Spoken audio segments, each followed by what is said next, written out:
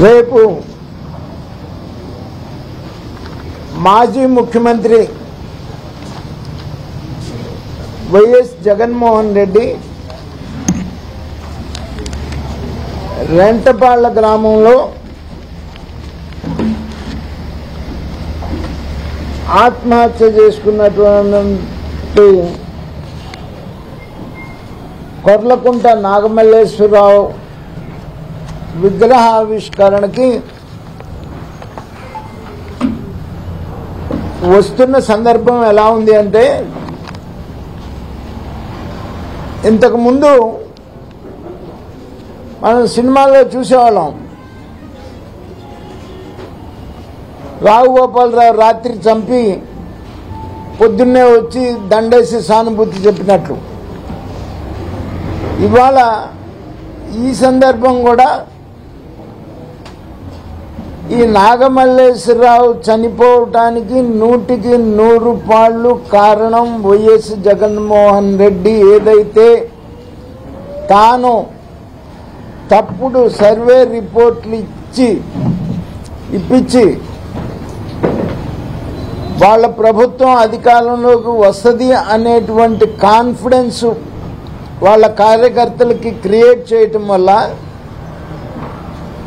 విపరీతంగా పందాలు కాశారు. ఈ నాగమల్లేశ్వరరావు కూడా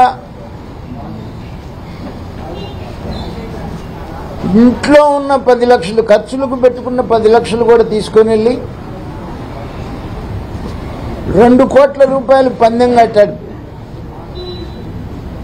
ఈయన చాలా మందిని ఎంకరేజ్ చేశాడు,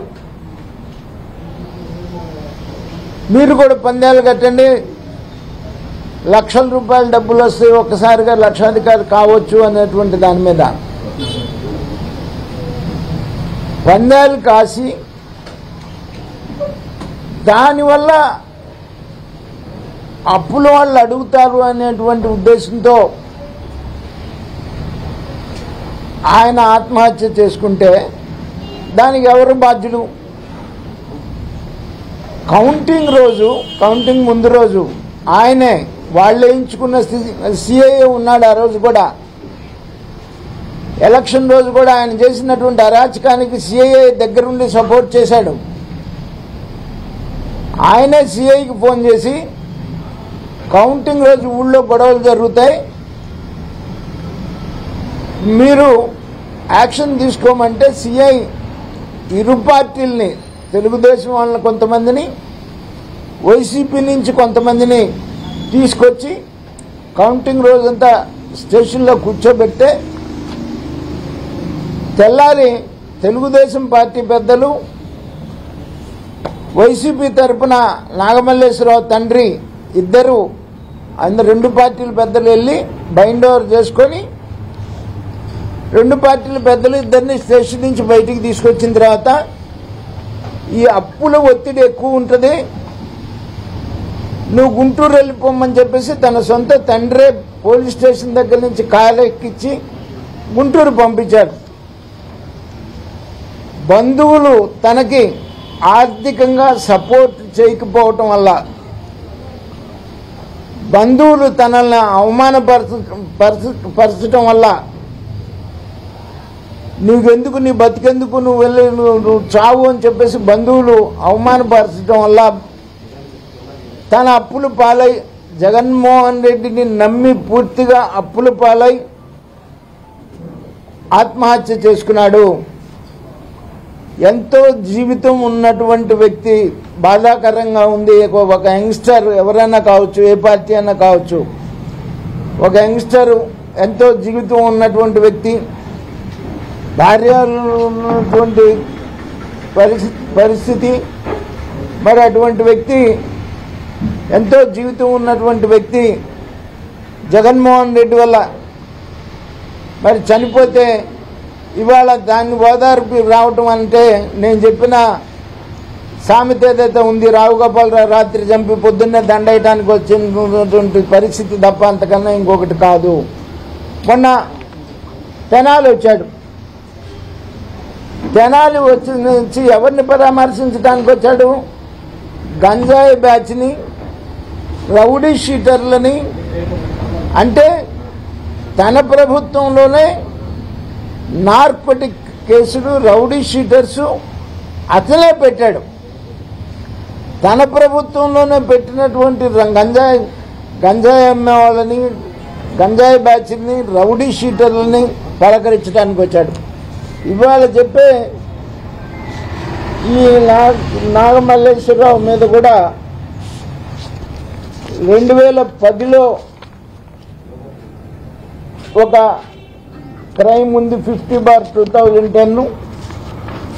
అలాగే క్రైమ్ నెంబర్ 169/2022. ఇతని మీద కూడా 2 క్రైమ్లు ఉన్నాయి. ఊళ్ళో ఇతని వల్ల ఆత్మహత్య ప్రయత్నం చేసుకున్నటువంటి వాళ్ళు కూడా ఉన్నారు. పైగా నేను అడుగుతున్నాను, ఇతను చనిపోయింది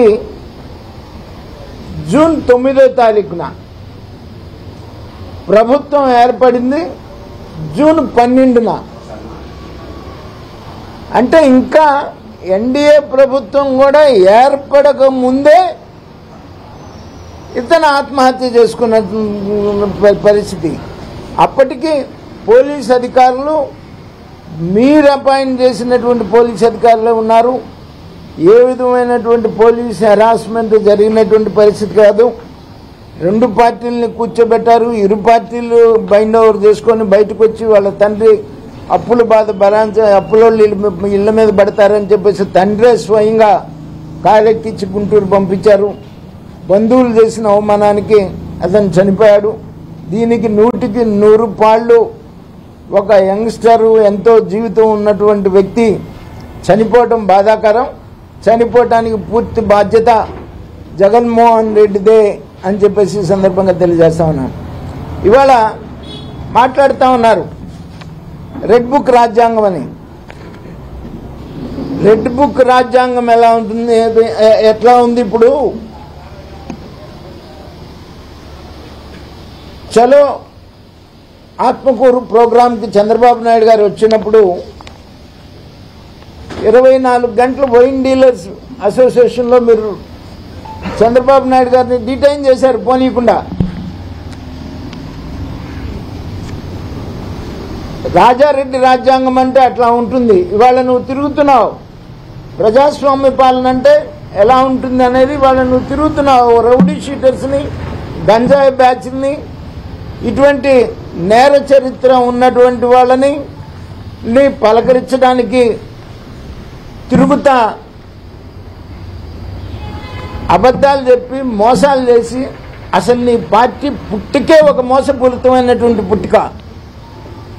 నేను ఎప్పుడు భారతీయ జనతా పార్టీలో ఉండి చెప్పేవాడిని, బొమ్మేమో జగన్మోహన్ రెడ్డి బొమ్మ, వైఎస్ఆర్సీపీ పేరేమో యువజన శ్రామిక రైతు కాంగ్రెస్ పార్టీ. నీ పార్టీ పుట్టికే ఒక మోసపూరితం. నువ్వు చెప్పేదే అన్ని అబద్ధాలు. నీ తండ్రి, తల్లి, చెల్లి, బాబాయ్ ఎవరు లేరు నీకు. ఈ రోజున నువ్వు పార్టీ పెట్టిన రోజున వీళ్ళందరూ ఉన్నారని చెప్పుకున్నారు. ఇవాళ నీకు ఎవరు లేనటువంటి పరిస్థితి ఉన్నటువంటి పరిస్థితి. నువ్వు ఇవాళ ప్రజాస్వామ్యబద్ధంగా జరుగుతున్నటువంటి పరిపాలన మీద అసత్యాలతో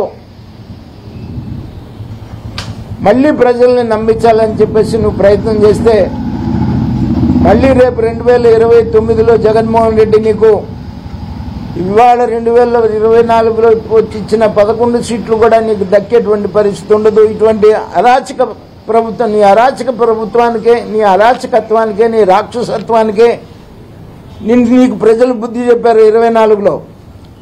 మళ్ళీ ఇవాళ ఇదే అరాచక శక్తుల్ని ప్రోత్సహించడానికి నువ్వు రాష్ట్రంలో బయలుదేరావు అని అంటే ఇక ప్రజలు 2029లో కూడా నీకు ఆ 11 సీట్లు కూడా వచ్చేటువంటి పరిస్థితి ఉండదు. ఇవాళ నిన్నటిదాకా చెప్పారు తల్లికి వందనం ఇవ్వట్లేదని. ఇవాళ తల్లికి వందనం ఇస్తుంటే ఏం చెప్పాలో అర్థం కాక ఇటువంటి డైవర్షన్ పాలిటిక్స్ చేయడం కోసం మరి బయలుదేరి ప్రజల్ని మోసం చేస్తారు. మీరు 2019కి ముందు ప్రజలను మోసం చేశారేమో కానీ ఇవాళ నువ్వు 19 నుంచి 24 వరకు నీ అరాచక రాక్షస పాలన చూసిన తర్వాత నువ్వు ఏమి చెప్పి కూడా ప్రజల్ని నమ్మించలేవు అని చెప్పేసి నేను ఈ సందర్భంగా జగన్మోహన్ రెడ్డికి చెప్తున్నాను. జగన్మోహన్ రెడ్డి ఇప్పటికైనా ఆలోచించుకొని తన పర్యటనని విరమించుకుంటే బాగుంటుందని చెప్పేసి నేను ఒక సీనియర్ రాజకీయ నాయకుడిగా నేను ఆయనకు సలహా ఇస్తున్నా. ఎందుకంటే చనిపోయింది నీ వల్లే కాబట్టి ఏం ఆధారిస్తావు, వచ్చి ఏం చెప్తావు, రేపు ఏం చెప్తావో చెప్పాలని చెప్పేసి నేను అడుగుతా ఉన్నాను. చనిపోయింది నీ వల్ల, నువ్వు రేపు వచ్చి ఏం చెప్తావు ప్రజలకు నువ్వు తీసుకొస్తున్నావు, జనాన్ని వేసుకొని వస్తున్నానని చెప్పేసి చెప్తున్నావు. ఏం చెప్తావు నువ్వు, నీ కార్యకర్తలకు ఏం చెప్తావు? నియోజకవర్గంలో ఎంతమంది ఇవాళ వరకు కూడా నిన్ను నమ్మి పందాలు కట్టి ఆస్తులు అమ్ముకుని బజారును పడ్డారు. పెద్ద పెద్ద డాక్టర్లు కూడా నీ సర్వే రిపోర్ట్, నీ తప్పుడు సర్వే రిపోర్టులు నమ్మి ఇవాళకి ఆస్తులు అమ్ముకున్న బజార్లు పడుతున్నారు ఆత్మహత్యలు చేసుకోలేక. నీ వల్ల ఎంతోమంది వైసీపీ కార్యకర్తలు సర్వనాశనం అయిపోయినటువంటి పరిస్థితి ఉంది. నువ్వు ఇచ్చినటువంటి తప్పుడు కాన్ఫిడెంట్ వల్ల. మరి నువ్వు రేపు రాకుండా ఉంటే బాగుంటుంది అని చెప్పేసి ఒక సీనియర్ రాజకీయ నాయకుడిగా నేను జగన్మోహన్ రెడ్డికి సలహా ఇస్తున్నాను. అట్లాగే జగన్మోహన్ రెడ్డి ప్రవర్తన నచ్చక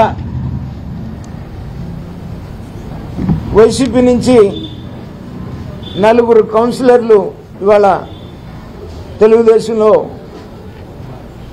చేరుతున్నారు. వారిని మీ ముందే కండవాళ్ళు కప్పి తెలుగుదేశం పార్టీలోకి ఆహ్వానిస్తున్నాం.